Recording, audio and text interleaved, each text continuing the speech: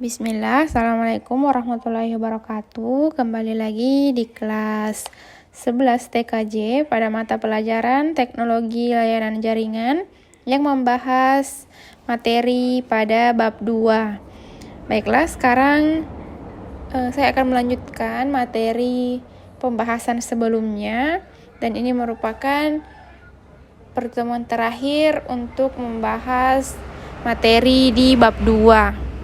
Sekarang kita sudah masuk pada poin B, yaitu teknologi komunikasi data dan suara. Hal yang saat ini sedang menjadi tren dan ramai diperbincangkan adalah teknologi informasi dan komunikasi, termasuk di dalamnya teknologi komunikasi data dan suara sebagai salah satu hal terpenting di abad ini. Tidak dapat dipungkiri bila teknologi tersebut tidak bisa dipisahkan dari kehidupan manusia. Selama peradaban manusia masih ada, keberadaan teknologi terus menjadi hal terpenting dalam kehidupan. Salah satunya dalam wujud teknologi komunikasi data dan suara. Dalam hal ini, teknologi komunikasi berkembang cepat dengan meningkatkan perkembangan teknologi elektronika, sistem transmisi, dan sistem modulasi, dan sistem informasi sehingga menjadi sebuah informasi yang dapat disampaikan secara cepat dan tepat. Ini merupakan beberapa perangkat yang mendukung komunikasi itu bisa terjadi. Baiklah, untuk poin pertama dari teknologi komunikasi data dan suara, yaitu teknologi komunikasi data. Teknologi komunikasi identik dengan peralatan perangkat keras atau hardware dalam sebuah struktur organisasi yang mengandung nilai-nilai sosial, di mana setiap individu bisa mengumpulkan, memproses, dan saling tukar-menukar informasi dengan individu-individu lainnya. Data berarti informasi yang disajikan oleh isyarat digital. Komunikasi data identik dengan proses pengiriman informasi, di antaranya dua titik menggunakan kode biner melewati saluran transmisi dan peralatan switching. Dapat terjadi antara komputer dengan komputer, komputer dengan terminal, atau komputer dengan peralatan. Komunikasi data secara khusus berkaitan dengan transmisi atau perpindahan data antara komputer dengan komputer, komputer dengan peranti-peranti yang lain dalam bentuk data digital yang dikirimkan melalui media komunikasi data. Pada dasarnya, komunikasi data sebagai gabungan dari teknik telekomunikasi dengan teknik pengolahan data. Sementara itu, tujuan dari teknologi komunikasi data dijabarkan sebagai berikut. Yang pertama, memungkinkan penggunaan sistem komputer dan peralatan pendukung dari jarak jauh atau remote computer use. Kemudian, mempermudah kemungkinan pengolahan dan pengaturan data yang ada dalam berbagai macam sistem komputer. Mengurangi waktu untuk pengolahan data, memungkinkan penggunaan komputer secara terpusat maupun tersebar sehingga mendukung manajemen dalam hal kontrol, desentralisasi, ataupun sentralisasi. Kemudian, memungkinkan pengiriman data dalam jumlah besar efisien, tanpa kesalahan dan ekonomis dari suatu tempat ke tempat yang lain. Selanjutnya, mendapatkan langsung dari sumbernya dan mempercepat penyebarluasan informasi. Selanjutnya, teknologi komunikasi suara. Teknologi komunikasi suara diterjemahkan sebagai suatu jenis komunikasi yang paling umum digunakan dalam bentuk informasi yang disampaikan melalui perantara suara untuk didengarkan. Komunikasi suara memiliki karakteristik di antaranya data yang dikomunikasikan berupa suara dan gambar, menggunakan bahasa secara lisan, serta komunikasi yang dilakukan biasanya jarak dekat atau jarak jauh dan secara lisan atau langsung. Hal yang paling mudah ditemui dalam teknologi komunikasi suara adalah penggunaan telepon. Prinsip kerja telepon diawali dari mikrofon yang menangkap gelombang dan mengubahnya menjadi fluktuasi arus listrik. Selanjutnya, arus tersebut akan dikirim melalui nomor telepon yang kita tekan dalam bentuk energi listrik dan diubah ke dalam bentuk suara.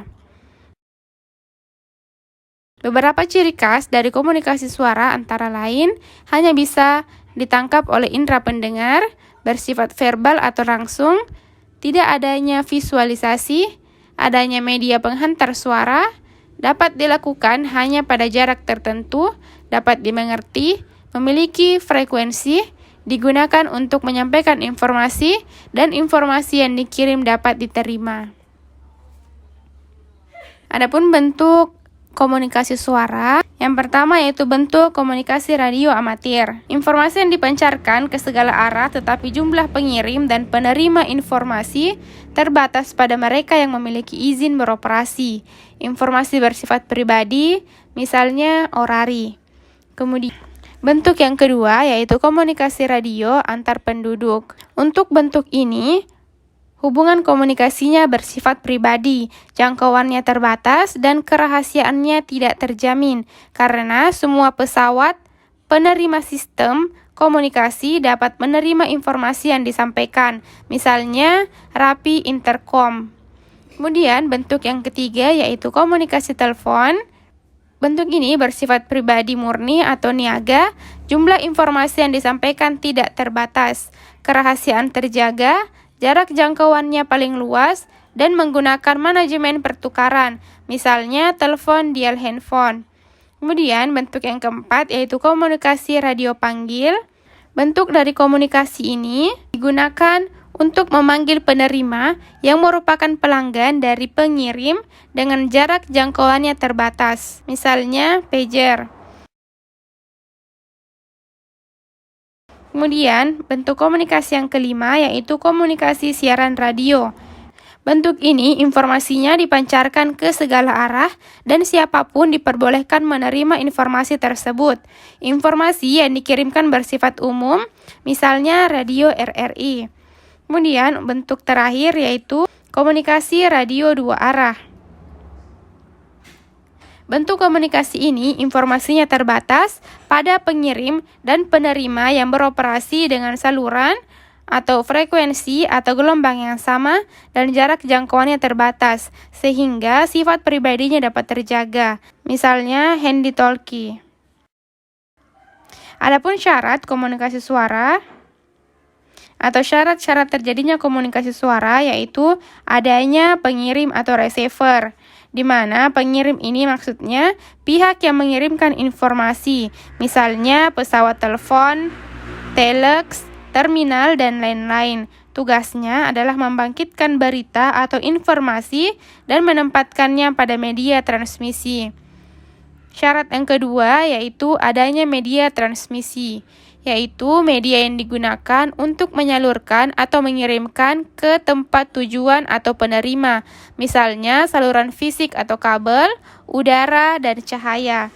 Kemudian, syarat komunikasi suara yang ketiga yaitu adanya penerima atau receiver, yaitu pihak yang menerima informasi, misalnya pesawat telepon, telex, terminal, dan lain-lain. Tugasnya adalah menerima berita atau informasi yang dikirimkan oleh pengirim berita. Selanjutnya kita masuk ke poin ketiga dari teknologi komunikasi data dan suara, yaitu cara penyampaian informasi.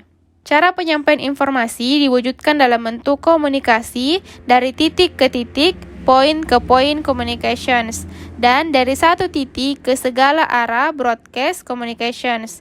Komunikasi dari titik ke titik, point to point communications, sebagai bentuk informasi yang disampaikan oleh pengirim hanya diberikan kepada seorang penerima saja.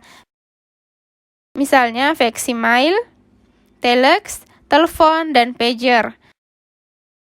Sementara itu, komunikasi dari sebuah titik ke segala arah atau broadcast communications sebagai bentuk informasi yang disampaikan oleh pengirim dapat diterima oleh siapa saja yang membutuhkan informasi tersebut. Misalnya, komunikasi siaran radio dan TV. Oke, untuk pembahasan bab 2 materi kita sudah selesai. Adapun rangkuman akhir dari keseluruhan materi bab 2 ini yaitu yang pertama, untuk membuat beberapa komputer terhubung dengan jaringan dan saling bekerja sama, dibutuhkan jalur transmisi baik dengan menggunakan kabel maupun tanpa kabel atau melalui satelit. kabel transmisi digital, dan perangkat lunak sistem operasi maupun aplikasi yang memiliki fitur jaringan dan diinstalasi pada masing-masing komputer. Kemudian, poin yang kedua yaitu komunikasi data dalam jaringan adalah suatu proses yang memungkinkan data yang ada pada terminal komputer yang berbeda saling berhubungan dan berinteraksi untuk melakukan proses tertentu. Yang ketiga, telepon kabel menggunakan sistem wireline sehingga membutuhkan kabel supaya dapat berfungsi. Yang keempat, perangkat keras jaringan komputer identik dengan perangkat yang digunakan untuk menghubungkan dua atau lebih komputer dalam jaringan komputer, agar setiap komputer yang terhubung dapat saling berbagi file, data, dan sumber daya lainnya.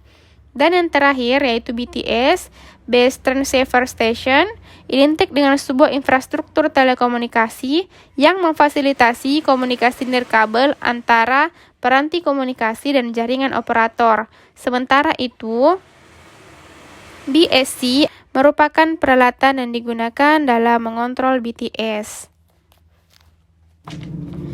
Baiklah, seluruh materi pada bab 2 yaitu proses komunikasi data dan suara dalam jaringan telah selesai kita bahas tuntas dengan adanya 3 pertemuan atau ada 3 video. Untuk selanjutnya kita akan masuk pada materi praktek. Dan sampai jumpa di pertemuan selanjutnya. Assalamualaikum warahmatullahi wabarakatuh.